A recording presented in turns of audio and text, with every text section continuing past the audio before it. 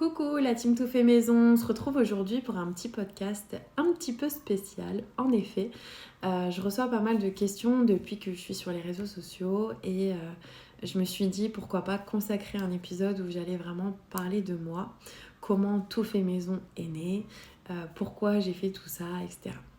Donc en gros, pour celles qui me connaissent depuis longtemps, je suis arrivée sur Snapchat, ça fait plusieurs années. J'ai également Instagram. J'ai délaissé un petit peu mes réseaux sociaux, ça fait 3-4 ans.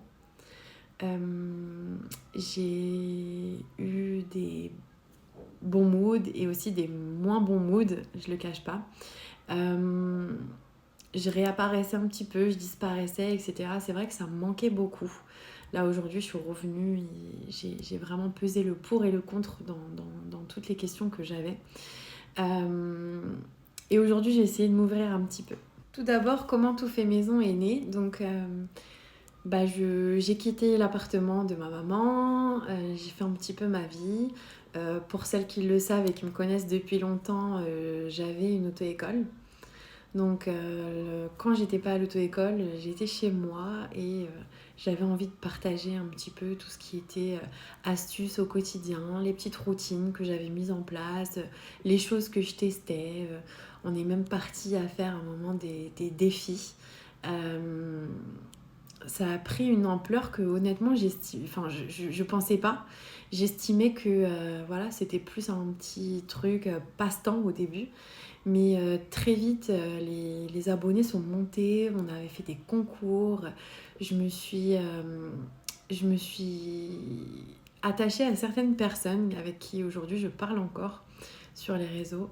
J'ai connu des influenceuses, des personnes qui ont des gros comptes magnifiques, vraiment.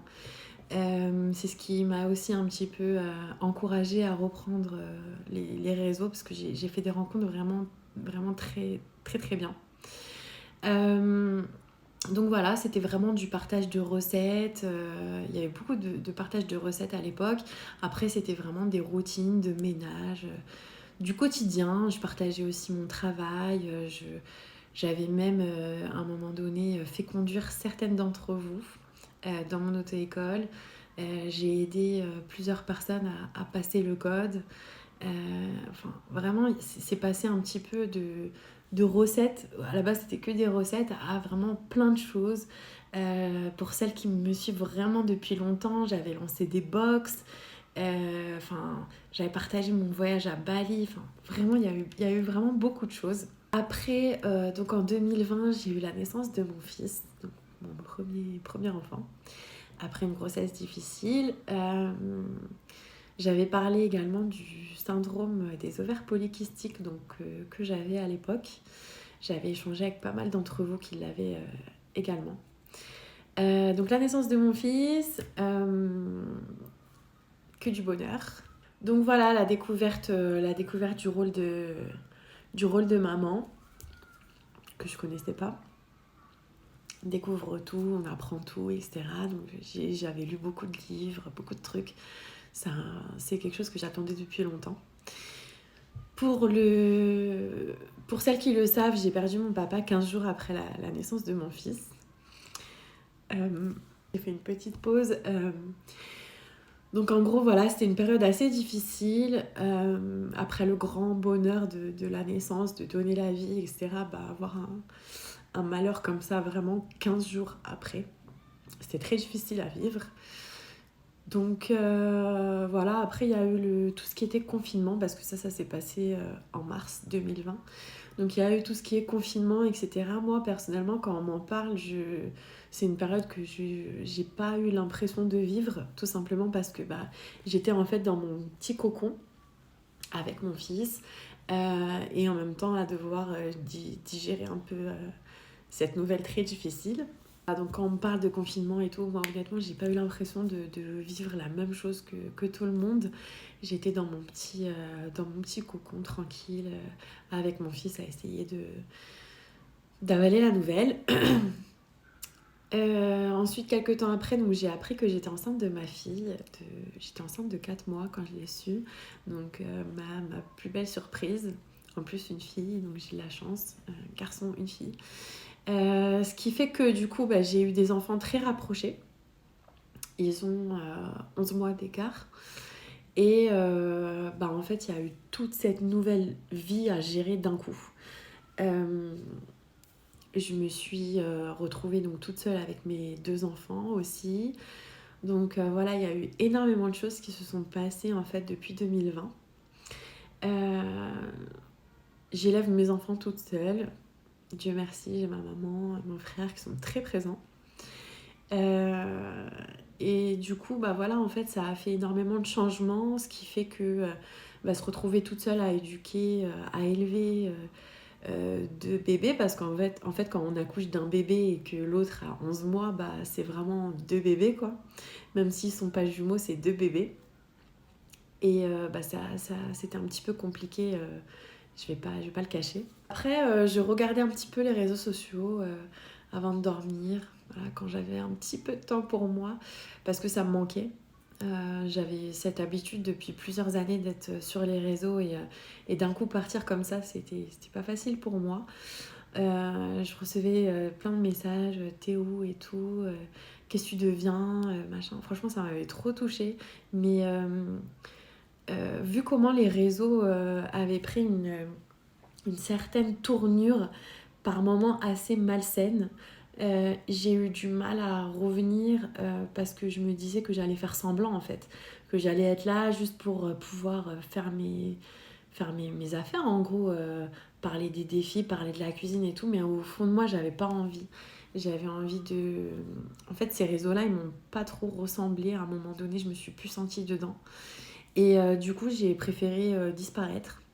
Après, je faisais quelques petites apparitions, mais voilà, j'ai arrêté les publications, j'ai arrêté tout ça.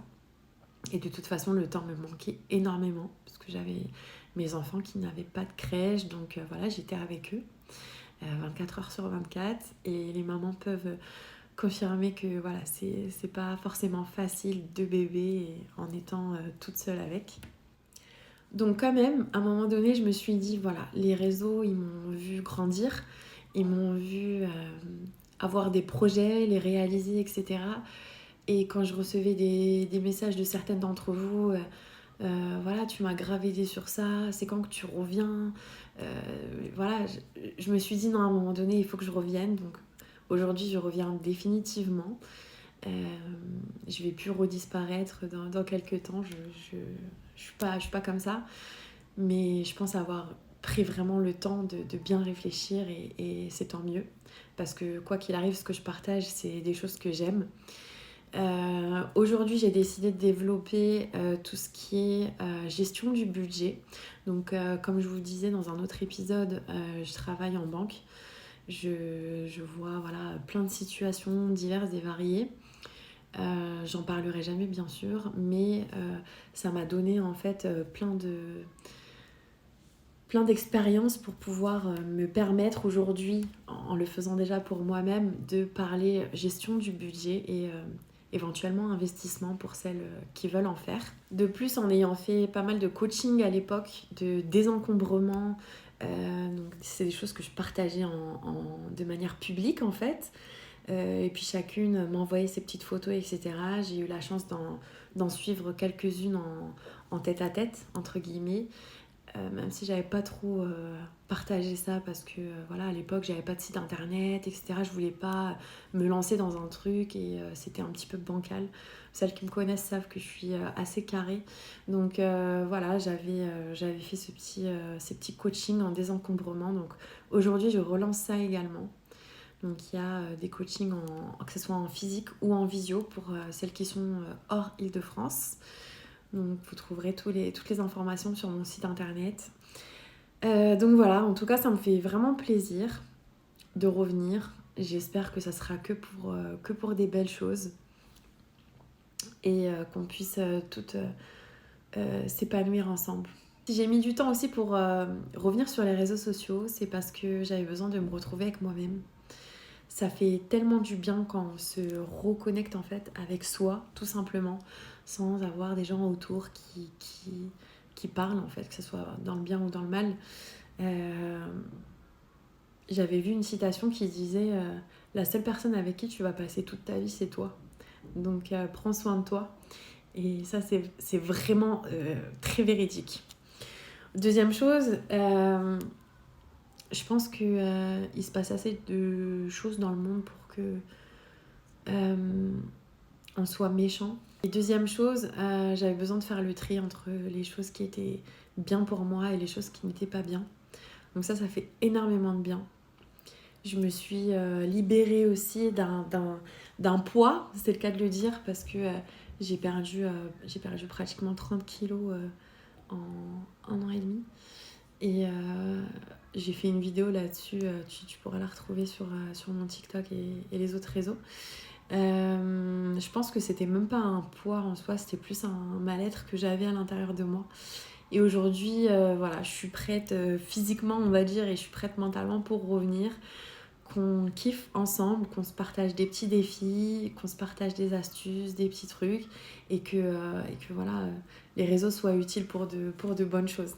En tout cas, merci à toutes celles qui sont là depuis le début. Merci à mes petites copines des réseaux qui sont connues également et qui ont toujours été présentes quand j'avais besoin, pour tous les messages que j'avais reçus quand je faisais aussi des mini réapparitions. Donc voilà, I'm back et on espère pour plein de bonnes choses.